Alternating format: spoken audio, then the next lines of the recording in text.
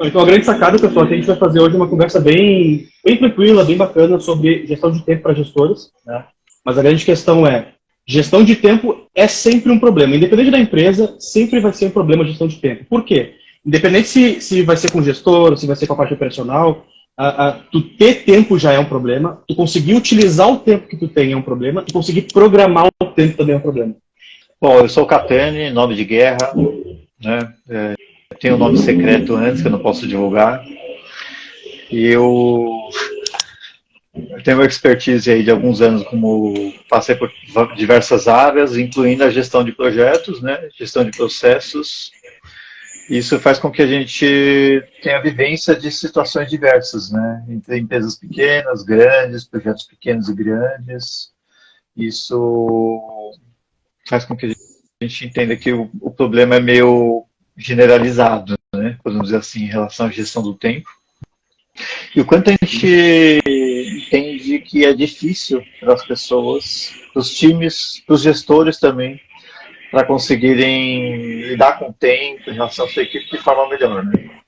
Lembrei de um episódio que aconteceu recente com um amigo meu, que é diretor de empresa, e ele comentou comigo assim, como é que você consegue ter tempo para melhoria de processos para que você passe a economizar tempo, né? Então, isso é um grande desafio, né? Porque a partir do momento que você não tem tempo para dar atenção para algo que vai melhorar o dia a dia da sua equipe e de você próprio, né, como profissional, para ter uma vazão, uma velocidade melhor no seu dia a dia, já é um problema. E o que eu faço, naturalmente?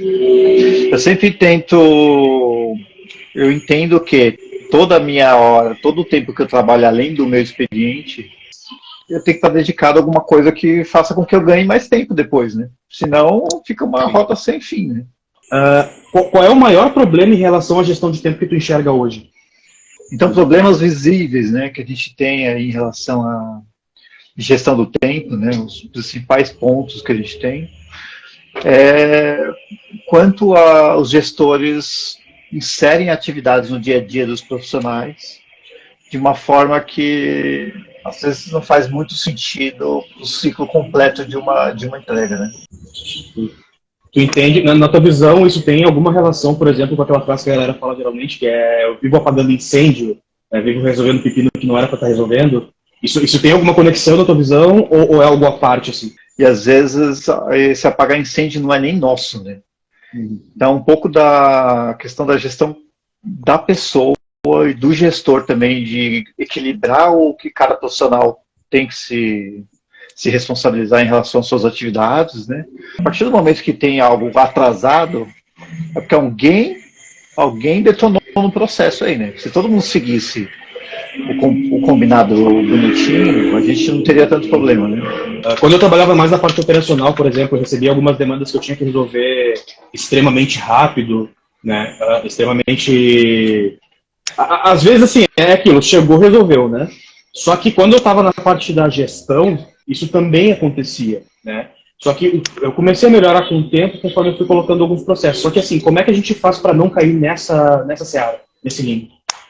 O modelo de negócio, em alguns casos, ele é organizado num formato onde tudo é urgente. A gente tem um problema cultural da empresa, um problema dos gestores ou até da área comercial, né? Então tem diversos responsáveis aí de fazer com que o dia a dia passe a ser, de certa forma, atropelado, né? Definir um SLA, né? Definir prazos para que as coisas aconteçam é um dos melhores caminhos. Mas na prática, é difícil o cara passar um conteúdo ou uma entrega que você definiu um SLA de 5 dias e ele realmente acontecer em 5 dias, porque ele quer que entregue amanhã, né? Mas você quer que entregue amanhã porque alguém detonou no fluxo, né? Nesse processo de alguém que precisava ter feito acabou não fazendo, alguém que aceitou um prazo menor. Os processos, eles existem para ser respeitados, né? E não negligenciados, como acontece, infelizmente. E quando acontecer, né, a gente entende que acontece com uma certa frequência, ou você tem, nesse tipo de empresa, que você tem essa cultura de que sempre é urgente, você tem que ter um time ou uma estrutura de time preparada para atender essas urgências. Aí tudo bem. Você pode até usar uma metodologia ágil de Scrum, com sprints, para atender essas demandas mais rápidas, mais urgentes, né? E assumir que isso vai ser natural da cultura, do dia a dia dessa empresa. Sim. Mas você precisa, de certa forma, passar a entrar num ciclo organizado, né? Porque o cliente, né, quando vem a demanda de cliente, ele não está preocupado se você vai virar à noite ou não, se seu time vai virar à noite. Isso começa a prejudicar o dia a dia a expectativa de trabalho dos profissionais, e tem um impacto, né? Em algum momento vai ter algum impacto, né? Alguém vai pagar esse preço, né? É uma coisa interessante, assim, que até na urgência existe o processo, né? Porque quando a urgência deixa de ser uma exceção e ela começa a virar uma regra, existe algo para ser mapeado ali para construir um processo lá em cima disso, né? Então, até acho que esse detalhe em observar é importante, né, cara? Já passei por muito disso. Já aconteceu da urgência virar parte do processo e a gente organizar de forma que as coisas fluam naturalmente. E aí vem aquela questão de definir o prazo, né? Porque o que acontece? Se a gente sabe que vai existir urgência, o que tu faz? Tu mapeia todas elas, entende o tempo médio que tu demora para fazer cada demanda, já que a demanda de repente se repete, né? E aí a partir disso tu vai criando ali o teu processo novo, né? Mas também acontece de ter muita coisa dentro do processo que não deveria estar também, às vezes, né? Realmente empresas que têm esse tipo de fluxo, assim, que acaba chegando coisas urgentes, geralmente ela tem vários projetos que rodam ao mesmo tempo. Geralmente é isso. E aí, nesse caso especificamente, era difícil entender qual era a importância, de fato, de cada projeto dentro de um nível hierárquico, e aí, a partir disso, as coisas acabavam se confundindo, né? Só que aí, o que acontece? Ainda assim, tem que se parar, olhar e entender qual o projeto que é mais válido para a empresa naquele momento, qual que vai entregar maior valor, né? E aí, foi assim que a gente resolveu na época. Só que, cara, era uma loucura, velho. Eu sei que, assim, era a mesma equipe, trabalhando para vários projetos ao mesmo tempo, e no mesmo dia, às vezes, a gente trabalhava em 3, 4 projetos, né? A gente passava muito por isso. Às vezes tinha tanta feature para ser construída dentro da ferramenta que, no final das contas, às vezes as coisas se misturavam. Daí a gente tinha que parar um pouquinho. Opa, não, peraí, vamos dar uma olhada direitinho nisso, porque senão a gente vai perder muito tempo aqui. Quando veio uma feature que era para ser construída daqui a 3 meses, a gente começava a construí-la agora, e aí os prazos também se misturavam. Então, cara, é uma doideira. Assim, o gestor ele tem que ter um coração bem forte, na verdade, né, cara? O profissional que está trabalhando ali, ele quer fazer aquela feature, né? Você acabou de combinar a feature, daqui a 3 meses o cara fala, puta, eu tô afim de fazer essa feature, que vai ser muito louco, vai ser muito positivo pro produto, mas não é o momento. E a gente tem que fazer um trabalho como gestor de segurar um pouco os corações, né? Falar, não, peraí, vamos fazer essa atividade aqui, vamos concluir isso. Pegando esse gancho, assim, justamente nesse exemplo, na tua visão, como é que é interessante fazer para criar uma priorização que seja efetiva? De todas as empresas que eu passei, eu testei e funcionou, né? Claro que a gente entende que cada gestor tem o seu modelo ou seja, cada gestor, cada equipe tem as suas adaptações para que tudo funcione, né? Nada que esse não é a fórmula mágica, né? E o que acontece muito, assim, né, é que são as demandas pequenas e as grandes. Então, o cara você tem uma feature para fazer que demora uma semana, o programador está dedicado àquela entrega, e aí surgiu uma demanda urgente que o cara só precisa de 15 minutos. Só que depende de como você organizar a sua fila de atividades daquele profissional, ou de todos os seus profissionais, aquela atividade de 15 minutos, ela vai demorar, assim, 5 dias para ser iniciada, né? Isso vai prejudicar todo o fluxo. Ou você vai parar a linha de raciocínio do profissional que está dedicado ali no período maior para aquela principal feature, você vai parar ele, vai perder toda a linha de raciocínio para fazer aquela atividade pequena.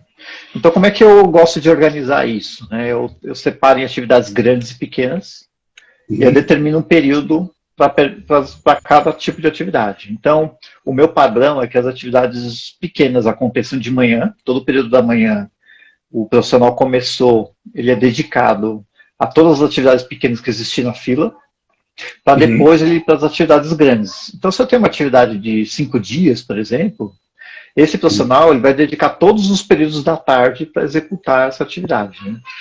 E caso surja a demanda de uma atividade pequena, ele vai entrar no período da manhã. Então, vamos supor que eu estou no período da tarde, agora surgiu uma atividade pequena para fazer. Beleza. Eu, como gestor, já sei que o meu profissional vai executar isso amanhã de manhã.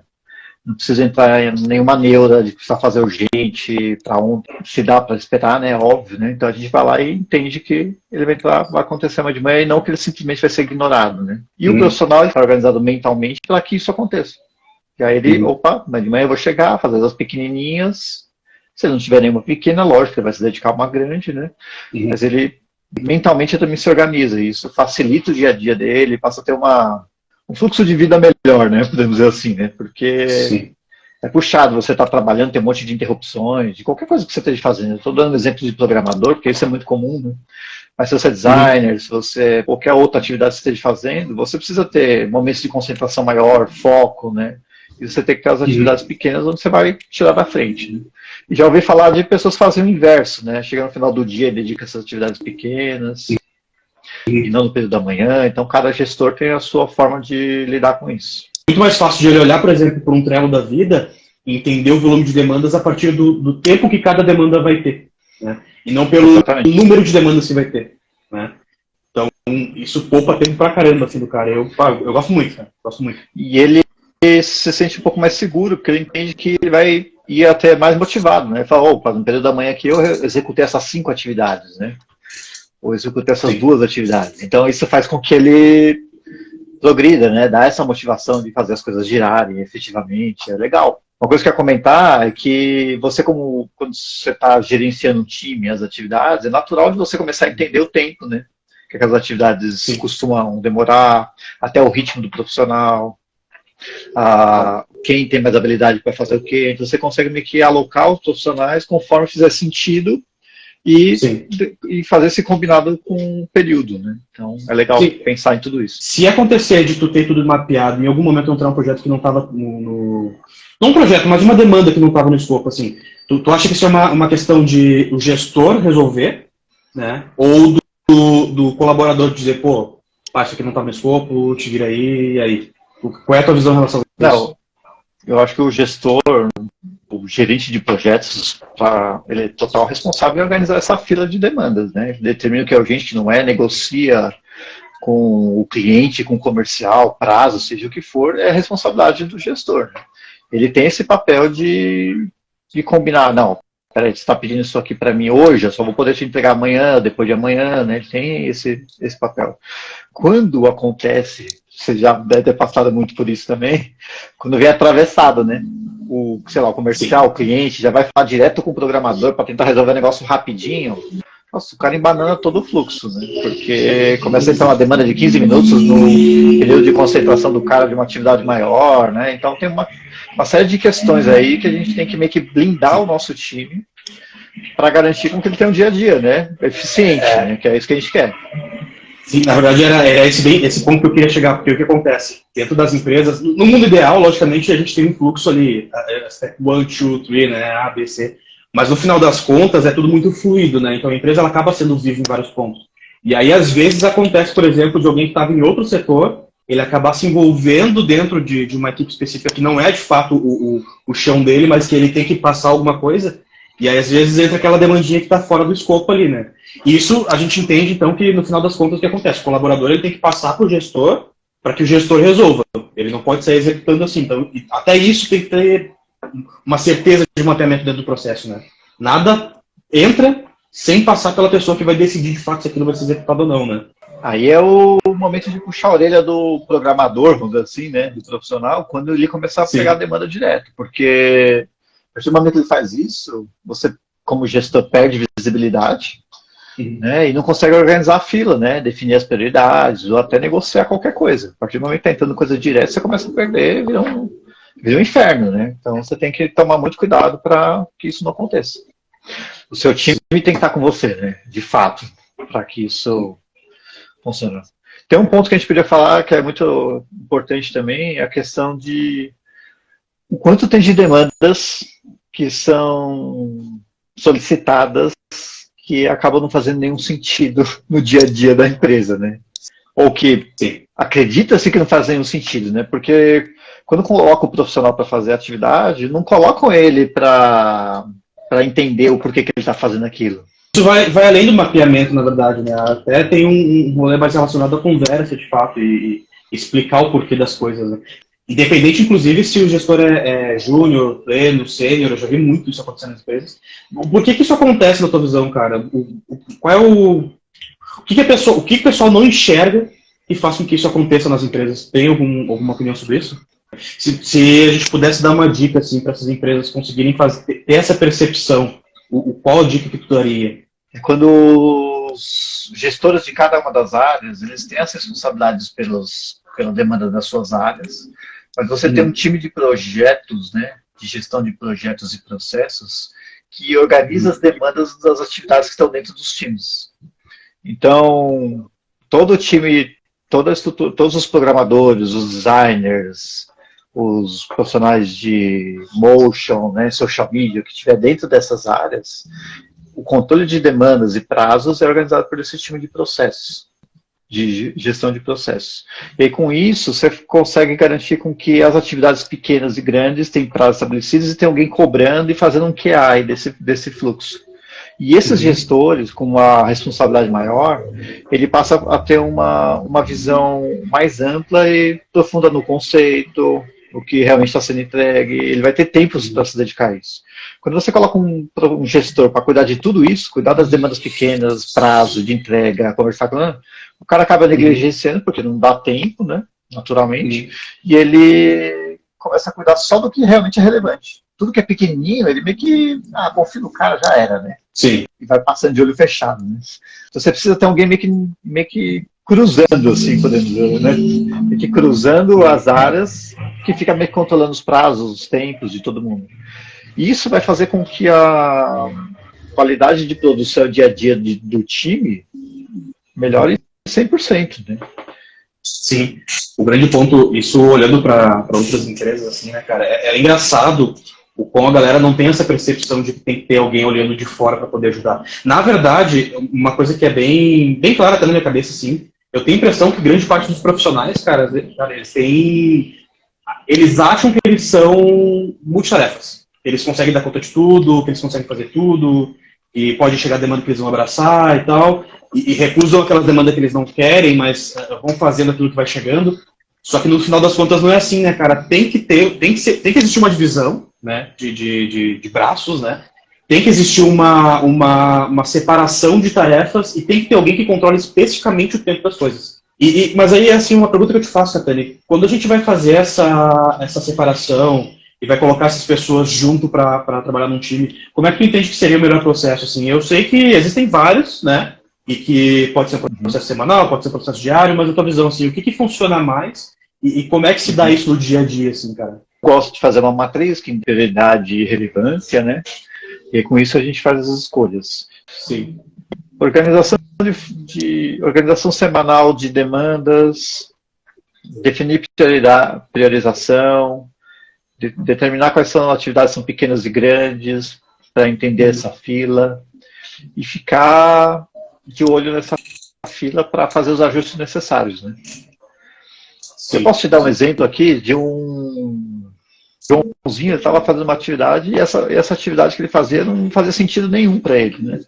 E é muito comum isso na área de tecnologia ou de BI, vamos dizer assim, né? Onde a gente monta relatórios, preenche planilhas, dedica 1 ou 2 horas todos os dias para fazer uma atividade e a gente entende que aquele cara chega um momento que ele fala assim, por que eu estou fazendo isso, mano?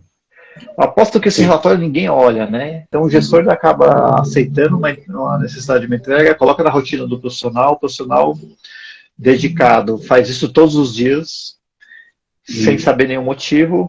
E aí uma coisa que eu odeio de fazer é deixar algum profissional fazendo uma atividade sem estar relacionado com o ciclo completo daquela atividade, né? Então se eu estou preenchendo uma planilha de Excel que gere um relatório, que esse relatório tem uma automação de Data Studio, que é disparado automaticamente para todo mundo, esse relatório.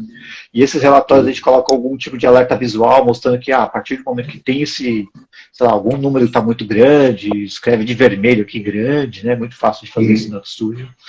E aí as coisas passam a fazer sentido, né? Porque as pessoas, elas... E se não faz sentido ter esse ciclo completo, como o exemplo desse alerta de relatório, né? Significa que você tem relatório para quê? Né? Uhum. Está somando isso em algum lugar? Você está querendo, você está guardando? Qual que é o objetivo disso, né? Então a gente precisa ir um pouco mais profundo, porque ter um monte de relatório para guardar no fundo da gaveta também não faz muito sentido, né? Até falar isso, que na verdade o gestor ele tem muito desses problemas às vezes, né? Ele tem tanta coisa na cabeça que ele acaba solicitando algumas coisas que ele tem intenção de ver no futuro, só que ele acaba não olhando, só que ele também esquece de dar o feedback. Então o que ele faz? Ele vai lá, solicita uma demanda seja para o desenvolvedor, seja para o, sei lá, para o BI, para o cara de estratégia e tal, só que ele solicita aquilo na esperança de conseguir ter tempo para ver, né? Só que ele tá tão desorganizado o tempo dele que ele nem percebe que ele deixou uma demanda entrar no limbo, né, cara? Então, acho que tu mapear as próprias demandas durante o dia a dia, até por parte do gestor, é a parte mais importante, assim, né? Acho que nada pode ficar sem feedback. Se solicitou algo, tu tem que ter na tua agenda ali o momento de pedir o retorno sobre aquilo, né? E se tu perceber que aquilo passou muito tempo e tu não pediu o retorno, cara, é uma demanda que tu não precisa solicitar, sabe? Então tira do fluxo. Tem uma demanda recorrente que se faz, depois você vai perceber que você está fazendo aquilo, faz 6 meses você não olha, você está consumindo energia à toa, né? Exato. Então, para quê, né? Para que fazer aquilo, né? No final das contas, as empresas gastam dinheiro com isso, né, cara? Porque aquele relatório que tu comentou agora que o cara vai fazer no Excel, às vezes ele demorou o dia inteiro. E, porra, quanto é que custa a hora desse cara? Né? Então, isso acaba que entra na folha de pagamento. Esse cara, ele poderia estar fazendo uma outra tarefa que vai dar muito mais valor, não necessariamente financeiro para a empresa, mas de repente entregar algo de valor para o cliente, né? Então, pô, gestão de tempo nesse sentido, assim, eu acho até hoje, né, com a experiência que a gente tem no mercado aí, eu acho um absurdo, né? A gestão de tempo ela ser tão negligenciada nesse sentido, assim, cara, porque para mim é uma das coisas mais importantes. Infelizmente, assim, a gente está falando aqui como não significa que eu sou super expert e não perco tempo, né? Eu já perdi muito tempo. Muitas vezes já perdi tempo, falei, é comum a gente ter atividades que são totalmente perdidas. Você fala, uma boa parte do tempo que a gente está se dedicando está sendo totalmente negligenciado. O brasileiro ele tem costume de, às vezes, inventar muita moda, às vezes ele faz uma demanda e ele não tira da pauta por um pouco de ego. Então, eu já vi acontecer isso, cara, eu tenho certeza que quem está assistindo a gente aqui vai se identificar. De uma demanda que tu recebeu, que tu sabe que aquela demanda não precisa ser feita, e aí a pessoa ainda assim bate o pé e não, tem que fazer. E aí lá no final das contas ela não te cobra. E uma coisa que acontece muito, que chega até a ser bizarro, é a tal das atas de reunião, né? Meu Deus do céu, como a gente consome energia para fazer ata de reunião. A primeira coisa que eu estabeleço quando é possível, né? Quando não tem um fundamento jurídico, né? Fazer uma ata de reunião com bullet points simples, onde a gente consegue já marcar quem são responsáveis pela atividade, classificar as atividades amarelas, que são as que precisam dar atenção, verdes que estão resolvidas, vermelhas que foram negadas, né? Isso faz com que a leitura seja muito mais rápida, mais objetiva e dê gosto, né, da pessoa que acabou não participando da reunião, até revisitar aquele conteúdo para tomar suas iniciativas, né, profissionais de, preciso fazer isso, aquilo, o cara vai lá, bota na ata, dá uma lida e dá sequência, né. Tem que simplificar um pouco todo esse processo, né, fazer com que seja uma ferramenta de trabalho que ajude, né. Isso é um tempo perdido, que muitas vezes as pessoas dedicam muito tempo em reunião, o tempo perdido do cara que está escrevendo, o tempo perdido do cara que está lendo, que fica complexo de ler, o propósito daquela ata também é uma coisa ruim, né, de certa forma. Então as pessoas começam a ler a ata com medo de que tem alguma coisa, tem uma pegadinha ali no meio, para poder dizer que você recebe o e-mail na ata e fala, meu Deus, deixa eu ler aqui com calma para ter certeza se eu posso, se eu tenho que fazer alguma observação, não, pedir alteração, porque depois aquilo vira contra você, né? Então tem uma série de estresse relacionados a uma simples entrega, né? Uma simples ferramenta do dia a dia, né? Esse ponto, para mim, é o ponto-chave, né? Que tem medo de alguma pegadinha, medo de alguma coisa. Geralmente a resposta certa é a resposta mais simples, né? Se tu tá pedindo para alguém fazer uma burocracia gigantesca e que no final das contas aquilo não vai ser usado para nada, nem para documentação, às vezes, então, cara, não pede. Eu vejo que existem duas pessoas aí que tem que ter maturidade. O gestor, ele tem que ter maturidade para ele entender o que ele vai pedir, né? E o cara do operacional, ele tem que entender que, assim, o volume não necessariamente significa produtividade, né? As empresas, elas gastam muito tempo com coisas que não precisa ser feita, né, velho? E o engraçado é que a cultura que a gente tem é que as pessoas acham que quem trabalha muito, trabalha bem. E o segredo, na verdade, é a qualidade dessa entrega. Né? Claro que tem os profissionais que trabalham muito e entregam muito bem, né? Lógico, né? Mas a gente está falando que Sim, sim. já passei por diversas situações onde profissionais do meu time mesmo, eu falo, não, por que você está fazendo isso com tanto tempo? Né? 4 horas fazer, não 20, né? Por que você está fazendo em 20 horas? Né? E com isso entender, pode ser uma falha no entendimento do gestor, também é possível, mas normalmente é porque o profissional não entendeu mal o task, ou ele acha que tem que ser mais detalhado, talvez é um briefing mal definido, prazos mal estabelecidos. Né? A partir do momento que a gente determina para um profissional que ele vai fazer aquela task, já determina um prazo para ele fazer aquilo, que seja 2 horas, por exemplo, o profissional entende que ele precisa de 5 horas para fazer aquilo, ou 5 dias, ele vai te questionar, vai falar, por que está só 2 horas? Para fazer essa atividade, sendo que eu estou imaginando que eu vou precisar de uns 5 dias. Fala, não, peraí, você quer fazer o quê em 5 dias? E a partir do momento que você começa a entender essa relação, né, do prazo, você consegue deixar mais claro para o profissional que ele tem esse tempo para fazer e ele vai atrás e fala, então beleza, vou fazer o que você quer fazer é muito mais simples, é muito mais fácil e realmente faz sentido. E o cara entrega no prazo que você precisa, ou melhor, na qualidade esperada, né? Que isso é muito importante, né? Até tem uma pergunta aqui do Ale Lima, ó. Cara, acho que assim, a pandemia por si só, ela de fato, claro, a pandemia foi uma coisa terrível, assim, né, no geral. Só que gestão de tempo, eu não sei se ela trouxe tanto benefício. A gestão de tempo, inclusive gestão de tempo pessoal, a pandemia ela foi meio negativa. Agora, a gestão de tempo de trabalho para as empresas foi melhor, porque as empresas começaram a ganhar pessoas que trabalhavam muito mais horas, né? E, no geral, isso trouxe muito burnout, né? Então, gestão de tempo, na minha visão, pelo menos, o Catarina vai responder ali, eu não sei se trouxe tanto benefício, tá?